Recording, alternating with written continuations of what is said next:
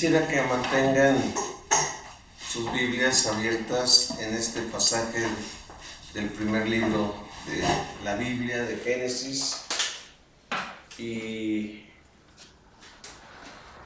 creo, como dice Toño, es importante este libro. Si este libro no estuviera en la Biblia, no entenderíamos por qué hay problemas en este mundo y también por qué este mundo necesita de perdón, necesita de un salvador, necesita de un cambio. Este libro nos dice, aún contra los esfuerzos de todo filósofo, dónde se origina el mal, por qué la humanidad ha estado en una espiral de derrota, de maldad, de frustración y todo ello. Y es interesante que uno empieza leyendo la Biblia y encuentra que el primer fracaso, por ejemplo, es incredulidad.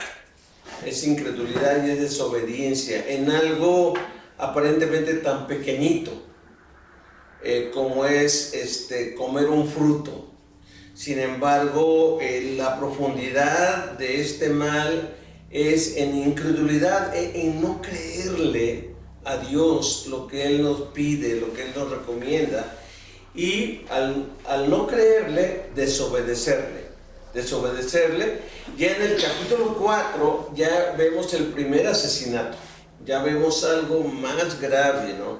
Y en los capítulos siguientes empezamos a ver una serie de caos, de violencia, y mientras más la tierra se va poblando, más y más violencia hay.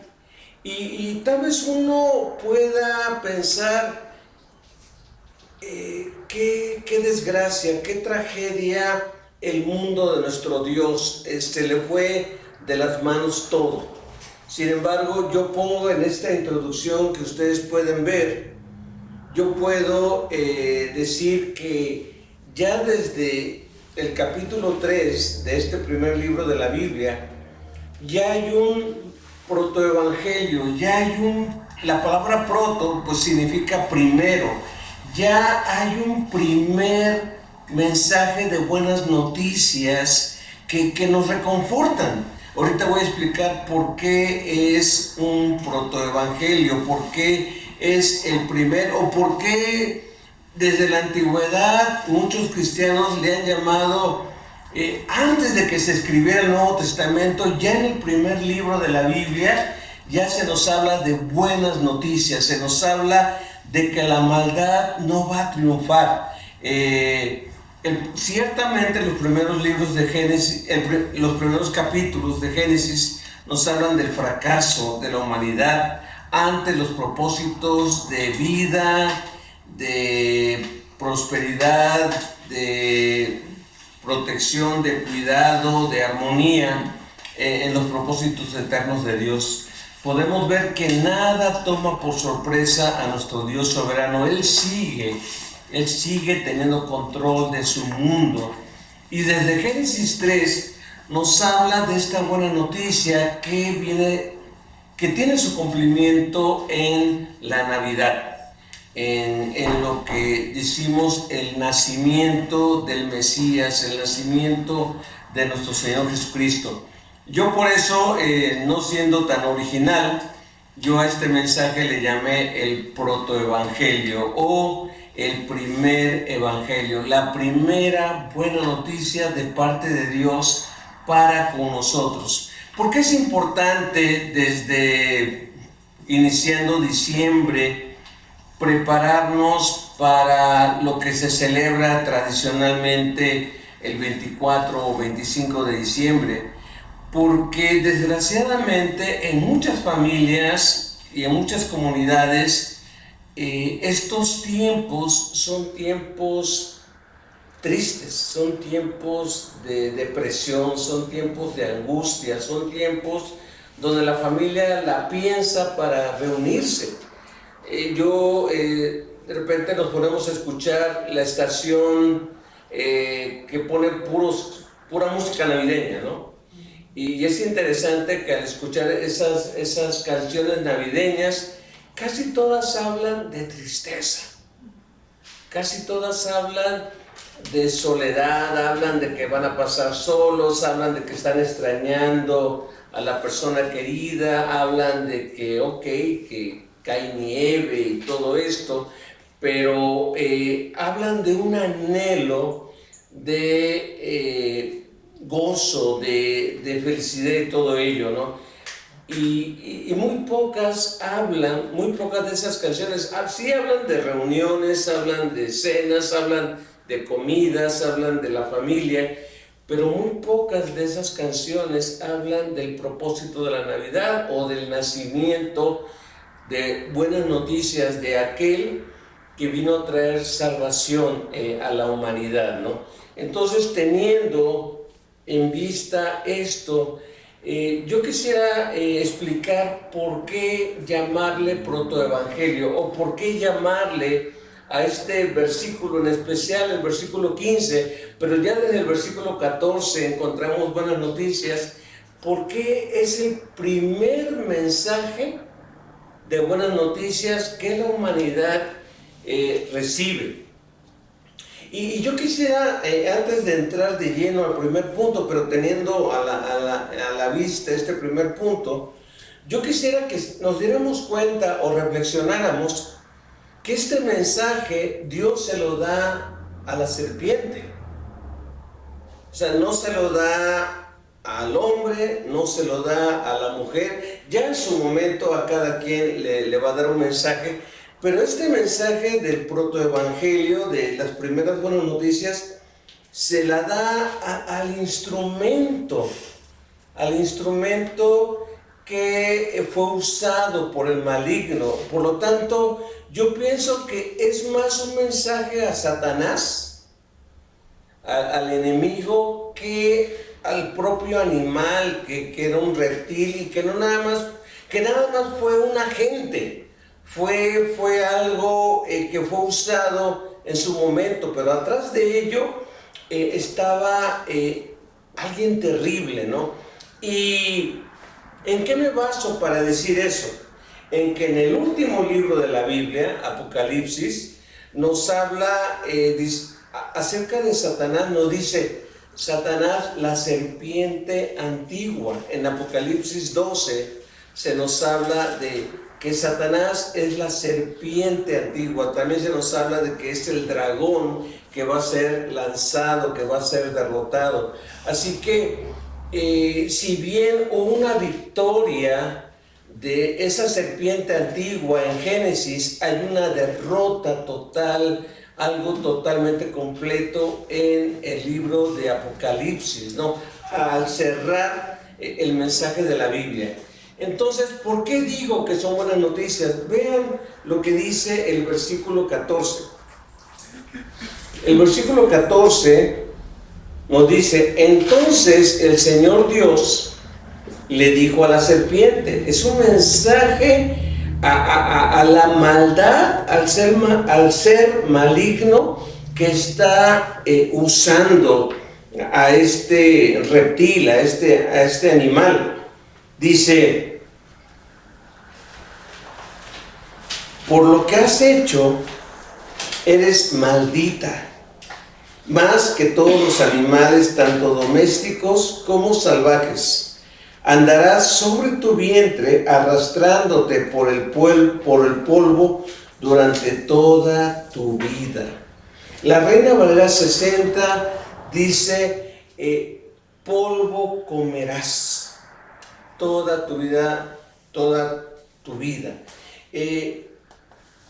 Sabemos que esto no es literal, porque las serpientes no se alimentan de polvo. Las serpientes sí andan arrastrándose, muchas de ellas trepan y se deslizan, tienen esa capacidad increíble de sostenerse sobre superficies duras y levantarse. Y hay serpientes también que se levantan, se sostienen sin tener necesariamente brazos o piernas. Pero sabemos que esto no es literal. Ustedes han escuchado y a veces escuchamos esta expresión, mordió el polvo. La persona esta mordió el polvo. La palabra morder el polvo o alimentarse del polvo o estar en continuo, en contacto con el polvo, nos habla de alguien derrotado, de alguien que está en el suelo. Y desde ahí Dios le dice a Satanás a través de su representante, tú por esta acción, tú ya desde antes estás derrotado. Tú no tienes la victoria total, tú no tienes, en esta lucha, en esta guerra espiritual, tú no tienes la victoria, tú eres un enemigo derrotado. Dice, de por vida comerás polvo, o de por vida estarás en contacto con el polvo. Esto nos habla de alguien derrotado, de alguien en el suelo.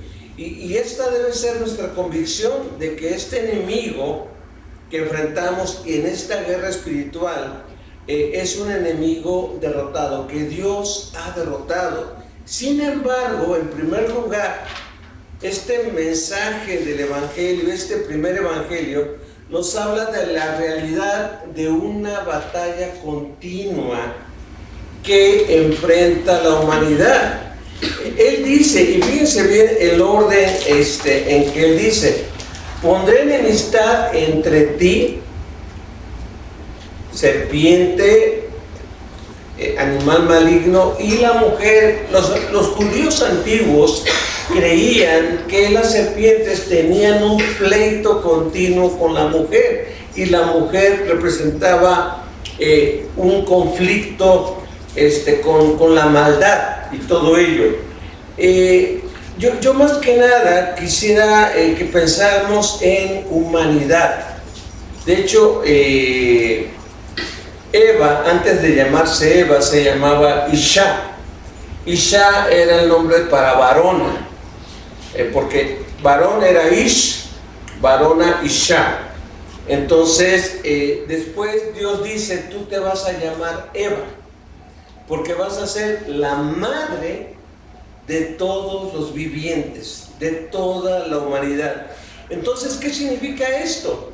Significa que va a haber un conflicto continuo, que la realidad de este mundo, la realidad, la explicación que podemos dar ante la maldad, ante la violencia, ante las envidias, los conflictos, las situaciones que como humanidad enfrentamos, y que me decían mis hermanos que el pensar ir a Juárez era un sentimiento de estrés, de qué va a pasar y con qué nos vamos a enfrentar, nuestro carro estará seguro, qué sé yo, ¿no? Vemos por lo que ellos nos platican que Dios los protegió, que Dios los cuidó, así como Dios cuida a las personas que viven allá y las protege del mal, ¿no? Pero enfrentamos una realidad, una guerra espiritual, algo entre el mal y la humanidad. Hay esta realidad, existe esta realidad, y que penetró, que entró cuando el pecado entró a este mundo. Entonces tenemos que estar conscientes de esta realidad. Hay un mal que tú y yo enfrentamos. Hay un mal. Hay personas que todavía dicen, bueno, es que la gente en el fondo es buena. La gente en el fondo, si las educamos, si todavía, iba a decir recuerdo, ¿no? Pero he leído que, por ejemplo, en los años 30, en los años 40, se decía, es que en el fondo el hombre es bueno, y muchos filósofos y muchos escritores y educadores decían, lo único que le falta al hombre para ser una persona de excelencia es educación. es que se le eduque, es que se le capacite. Y se esmeraron en la famosa ilustración, en que la gente se educara y todo ello. Y viene el golpe de la Segunda Guerra Mundial. Bueno, viene primero la Primera Guerra Mundial, luego la Segunda Guerra Mundial. Después de la Segunda Guerra Mundial, todos esos filósofos, todos esos educadores, todos esos historiadores dijeron: hay algo mal en el hombre, hay algo que está mal, hay algo con que la humanidad batalla, y eso es maldad, eso es la maldad, y necesitamos algo fuera de nosotros para vencer esta maldad. Pero también pudiéramos agregar, yo pudiera agregar una interpretación más. Muchas veces esta maldad se ha ensañado sobre las mujeres, sobre las mujeres. Ha habido desprecio, ha habido discriminación, ha habido descalificación, pues es interesante, por ejemplo, que todavía en los años, me parece que 20 del siglo pasado, todavía la mujer no tenía derecho a voz y voto, o tal vez a voz, pero hubo un gran conflicto y una gran pelea, por así decirlo, para que la mujer por fin se le concediera que votara, que su voz pesara, que su voz representara algo, ¿no? Lo que ella pensaba. Y todavía hasta la fecha, aún en los países más avanzados, la mujer es discriminada, la mujer es desvalorada, y muchas veces se le considera simplemente como un objeto. Entonces es triste esta situación, como el mal ha golpeado también a la mujer en muchas culturas. Y los que son amantes del soccer, pues están viendo cómo en aquella cultura se aplastan la libertad y los derechos de muchas mujeres. Ya hay muchos conflictos políticos en cuanto a cómo se manejan esos países donde se reprime a la mujer. Es una lucha, y es una lucha continua, pero este primer pensamiento tiene que ver con esta batalla entre el mal y la humanidad. Pondré hostilidad, pondré esa enemistad. Eso es una mala noticia. Pero empieza, en este mismo versículo 15, empieza a vislumbrarse una buena noticia. Vamos al segundo punto, al segundo pensamiento. El protoevangelio nos anuncia la esperanza de uno que lucha a favor de nosotros. Sigue hablando a la serpiente, sigue hablando al símbolo del mal, y le dice: y pondré enemistad también entre la simiente de la mujer y tu simiente. Entre la simiente de la mujer y tu simiente. Lo interesante de esto, a lo que yo quiero llegar, es que se usa la palabra simiente o esperma en singular. En singular. Por eso yo pongo aquí la esperanza de uno. Alguien que es la simiente, que lucha contra la simiente, contra todos los descendientes de la serpiente. Y la explicación que yo puedo dar aquí es la siguiente. La explicación que yo puedo dar es de que en la humanidad hay dos líneas que corren a través de los siglos. Personas que son propensas con esta contaminación del veneno del pecado hacia el mal, y personas que son sensibles para hacer el bien. Y hay una lucha en esas dos situaciones. Pero ¿por qué digo uno? Porque solamente hay uno que hace lo bueno y que hace el bien y que agrada a Dios. Vean, Eva lo entendió también, este mensaje, aunque el mensaje era dirigido a la serpiente, Adán y Eva escucharon esas palabras y Eva lo entendió, porque cuando se embarazó con su esposo, le dijo a su esposo: yo le voy a poner por nombre a nuestro hijo Caín. Y el significado de Caín es: del Señor he adquirido, yo, mujer, he adquirido varón. Yo creo que Adán se ha de haber quedado así un poco como: y yo no tuve nada que ver. No, Caín es el cumplimiento de esto que Dios prometió, que de la simiente de la mujer vendrá salvación. Entonces le pone con mucha esperanza, con mucho anhelo: Caín, él es mi simiente, él es mi descendiente. Oh, sorpresa,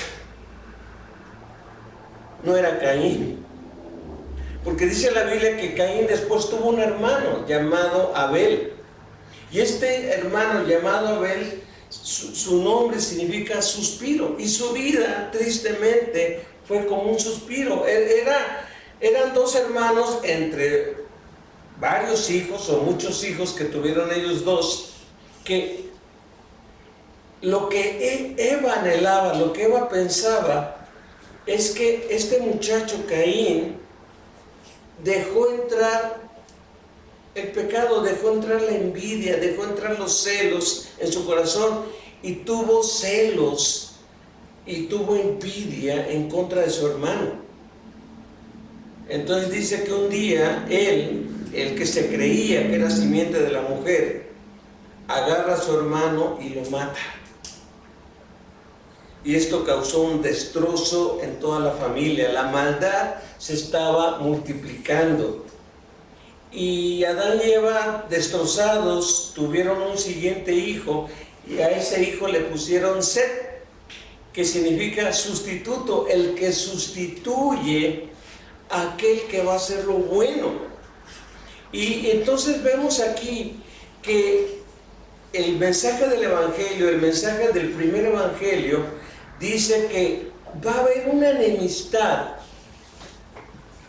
entre la simiente de la mujer y la descendencia de la serpiente.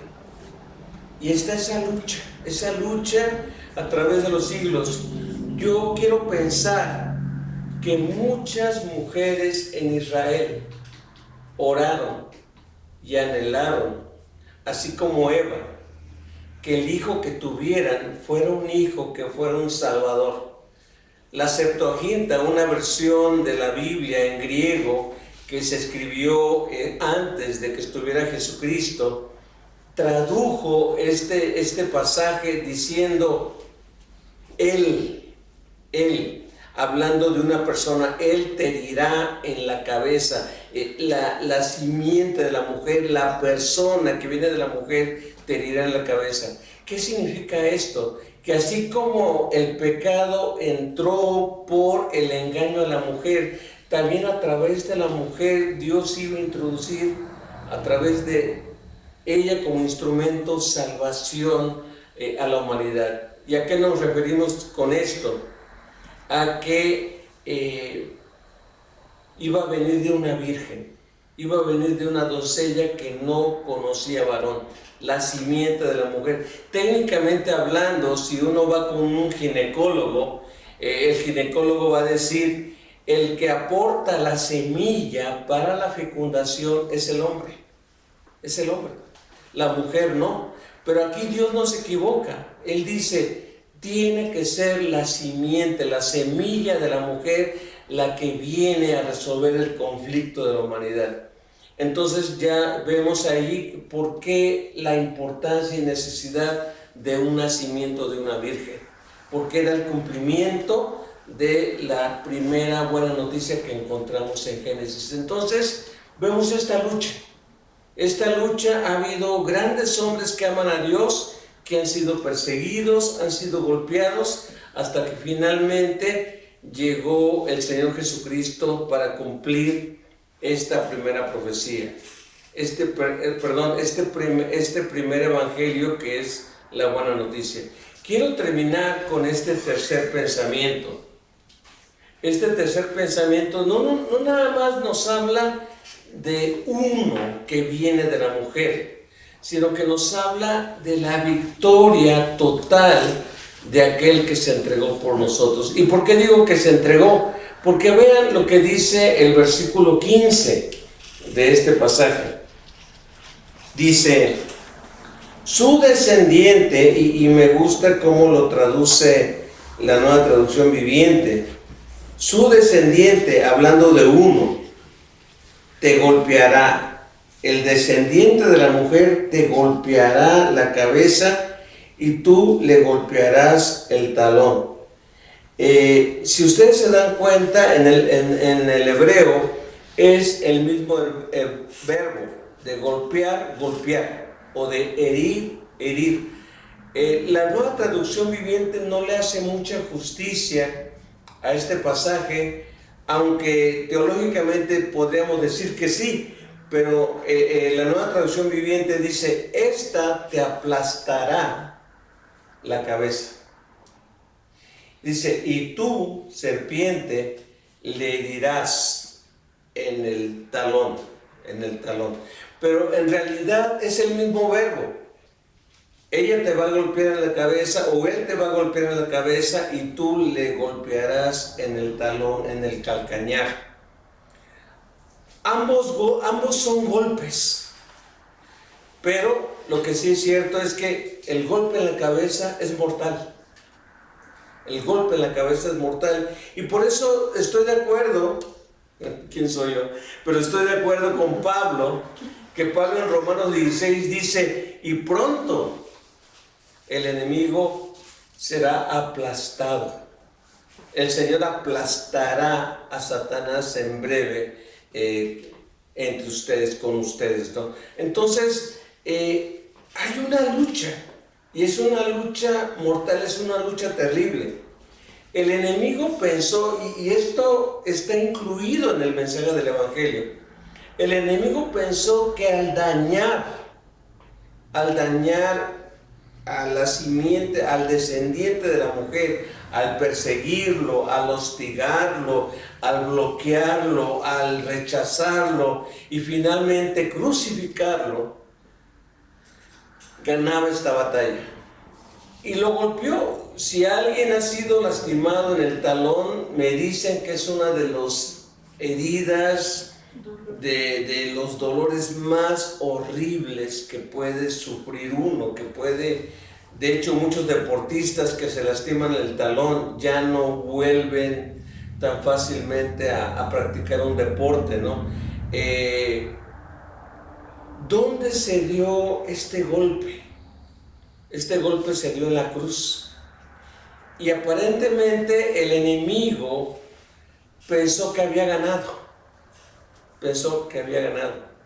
Me gusta mucho esa escena de la pasión, donde está el enemigo presenciando la crucifixión del Señor, pero cuando el Señor pronuncia esas palabras, consumado es, cumplido es, empieza a gritar, porque la victoria en la cruz fue segura, pero fue completa al tercer día. ¿Cuándo fue golpeado Satanás en la cabeza? En la cruz. Pero esa consumación de ese golpe fue cuando el Señor resucitó al tercer día. Y ese golpe, en esa lucha, fue un golpe mortal. Entonces, ¿qué queremos enseñar con esto? ¿O qué nos enseña el protoevangelio con esto? Que hay una victoria en esta lucha, que aparentemente, aunque nos parezca que el mal está triunfando, que la maldad está triunfando, que cada vez hay más malas noticias en el mundo, Dios mismo nos asegura y le dice al mal, el descendiente de la mujer te aplastará la cabeza, te golpeará la cabeza y vas a ser totalmente derrotado. ¿Por qué comento que esto es de esperanza? Comento porque este versículo 15 nos habla de una victoria. Nos habla de una lucha encarnizada, pero nos habla de una victoria de aquel que se entregó por nosotros, que se atrevió a sufrir por nosotros, que se atrevió en su angustia, en su dolor, a enfrentarse al pecado, algo que él nunca había experimentado, para liberarnos del pecado. Entonces, yo creo que es importante decir y anunciar, ¿sabes qué? Aunque todo se vea oscuro, aunque todo se vea nublado, aunque todo se vea que cada vez va de mal en peor, tenemos esperanza, y la Navidad es el cumplimiento de esa esperanza de parte de Dios, que tenía que venir alguien de entre nosotros, alguien que se hizo humano, alguien que se introdujo entre nosotros, más bien, alguien divino que se introdujo, que se identificó con nosotros, que es simiente de la mujer, para poder derrotar a aquello que nosotros no podíamos derrotar, aquello que nosotros no podíamos enfrentar. Vino Él para aplastarlo, para inutilizarlo en esta batalla. Es muy interesante que el profeta Isaías, en Isaías 65, cuando nos habla de los cambios que van a haber en el mundo, él nos dice algo de la esperanza. Nos dice, en esos días, Isaías 65, 21, en esos días la gente habitará en las casas que construye. Habla de un cambio en la humanidad, y comerá del fruto de sus propios viñedos.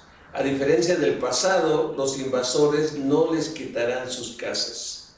Ya no va a haber maldad, ya va a haber un control, ni les confiscarán sus viñedos, pues mi pueblo vivirá tantos años como los árboles, y mis escogidos tendrán tiempo para disfrutar de lo adquirido con su arduo trabajo. Luego dice el versículo 23, no trabajarán en vano, y sus hijos no estarán condenados a la desgracia, porque son un pueblo bendecido por el Señor, y sus hijos también serán bendecidos. Versículo 24, les responderé antes que me llamen, cuando aún estén hablando de lo que necesiten, me adelantaré y responderé a sus oraciones. Versículo 25, el lobo y el cordero comerán juntos. Eso es imposible ahorita. El león comerá heno como el buey. Pero es interesante la última línea. Pero las serpientes comerán polvo. Las serpientes, el símbolo del mal, la maldad, será derrotada por siempre. Dios va a cambiar las cosas. Ya no va a haber maldad, ya no va a haber injusticias, ya no va a haber guerra, ya no va a haber odio ni envidia unos con otros, pero la maldad siempre va a vivir en derrota. El enemigo siempre vivirá en derrota y siempre estará derrotado por aquel que nos amó y que se entregó por nosotros. Quiero concluir diciendo lo siguiente. Es verdad que existen malas noticias en nuestro mundo y que estamos llenos de sinsabores que amargan nuestra existencia. Pero de parte de Dios tenemos, la computadora me cambia, tenemos por tememos, tenemos esta buena noticia. Cristo vino al mundo para salvar a los pecadores, y su victoria es total y completa. Anunciemos esta buena noticia a nuestro mundo que está hambriento de ella, de esta buena noticia. El mundo necesita buenas noticias. El mundo necesita un mensaje de esperanza, un mensaje que diga que este tiempo presente va a ser transformado, y solamente Cristo nos asegura esta transformación. Aprovechemos este tiempo. Vamos a orar.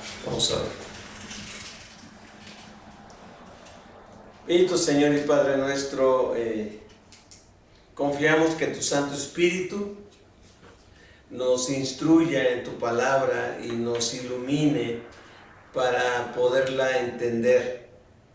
Señor, hay cosas en la Biblia que a primera vista no captamos, no entendemos, pero gracias porque podemos estudiarla y podemos comprender más y más cosas, Señor. Podemos entender el porqué de la lucha, el porqué de esta tensión, de esta vida estresada, de esta vida tensa que nos ha tocado vivir y muchas veces esta angustia, este dolor, este pesar de que las cosas no son como anhelamos o como queremos. Pero Señor, gracias porque tú desde un principio habías preparado a alguien, tú mismo, para entregarte por nosotros, para enfrentar esta maldad que nos rebasa. Tu palabra nos dice, Señor, en Apocalipsis y también en Segunda de Pedro nos dice que Jesucristo fue inmolado antes de la fundación del mundo.